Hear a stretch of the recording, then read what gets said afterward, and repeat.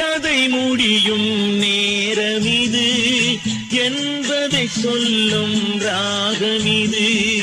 அன்பினில் வாழும் உள்ளமிது, அணையே இல்லா வெள்ளமிது.